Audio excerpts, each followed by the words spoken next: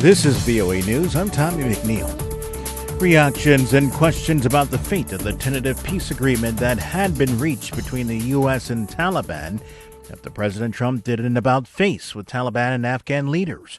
More from VOA's Arash Arabasadi. Plans to end America's longest-running war have hit a wall. Thursday in Kabul, a car bomb killed 12 people, including an American soldier. Secretary of State Mike Pompeii says he supports the decision to call off US-Taliban talks. We've got to get it right. We've got to protect American national security interests so that terror can never strike again from Afghanistan. At the same time, reduce America's treasure and blood that we've given for now almost 2 decades. The U.S. has for months been meeting with the Taliban to broker a peace deal between the two while eyeing a withdrawal of American forces. Meanwhile, the Taliban increased attacks since reaching an in-principle draft agreement.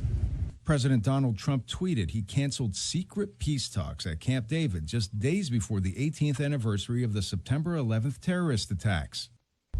Arash Arabasadi, VOA News, Washington. An Iranian oil tanker at the center of a major diplomatic dispute with the United States has sold its cargo in violation of international sanctions, according to Iran. The news came via Iranian state media.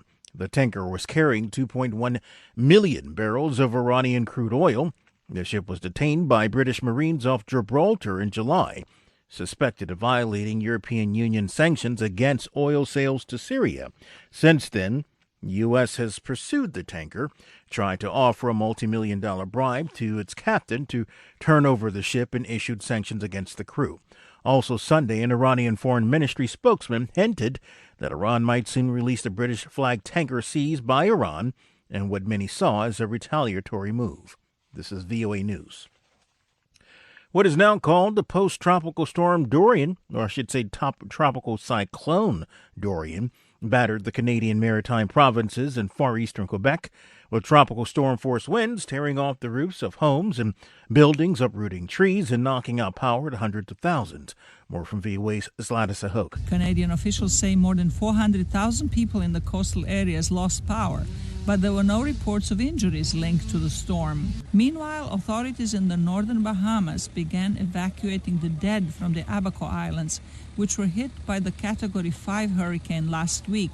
The government says 43 people died in the storm, but the toll is expected to rise to hundreds after search and rescue teams go through the mountains of debris. The bodies are being flown to the capital Nassau on the new province island for further processing. Hundreds of survivors of Great Abaco have also been transported to Nassau. When my home collapsed and I felt like I almost died, because a lot of people died and I thought I was going to be one of them. And we just started praying and everything, and then we survived.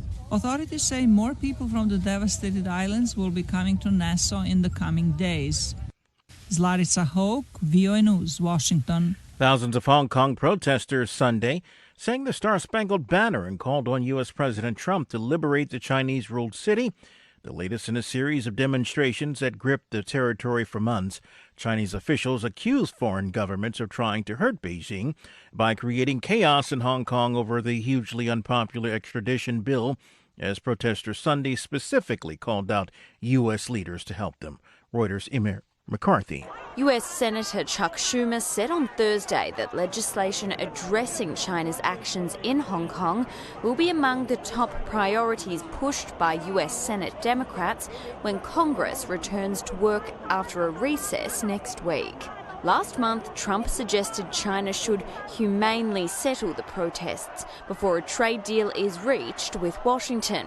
He had previously called the protests riots that were a matter for China. China has denounced the protests, accusing the United States and Britain of fomenting unrest. Turkish and U.S. troops for the first time Sunday conducted joint ground patrols in the volatile Kurdish-controlled safe zone in northeastern Syria. Ankara had been pressing for patrols in the buffer zone to keep Kurdish fighters away from its border. The Kurdish-led forces have so far withdrawn as much as 18 kilometers from the border, but Turkey is calling for a 30-kilometer buffer. I'm Tommy McNeil, VOA News.